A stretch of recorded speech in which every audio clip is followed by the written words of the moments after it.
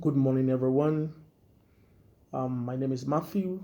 I just wanted to ask, just curious to know, as a child of God, what language was God communicating with Adam and Eve in creation?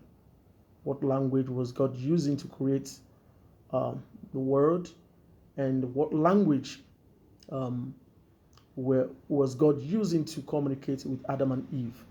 And what language did God speak to Cain and Abel?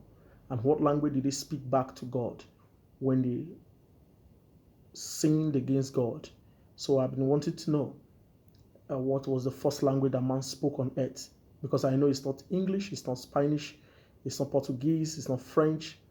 I know it's not German. I know it's not Igbo, Hausa, or Yoruba. I know it's not Chinese. But I am asking, I'm just curious to know what language were they speaking back to God, and what language was God speaking back to them. The Bible says in 1 Corinthians chapter 14, verse 2, "For he that speaketh in an unknown tongue speaketh not unto men, but unto God." So, what language were they speaking?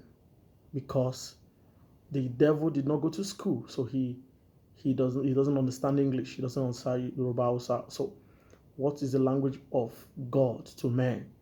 What is the language of man to God?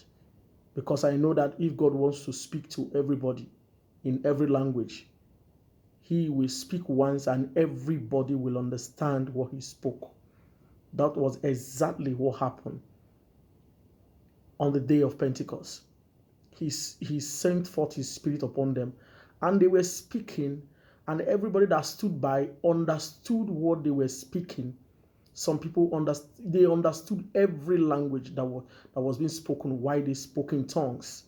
So I believe, and I am very convinced, that he that speaketh in an unknown tongue speaketh not unto men, but unto God. So there is an understanding. So I want to know, please, what language God spoke to man when he created them from the beginning.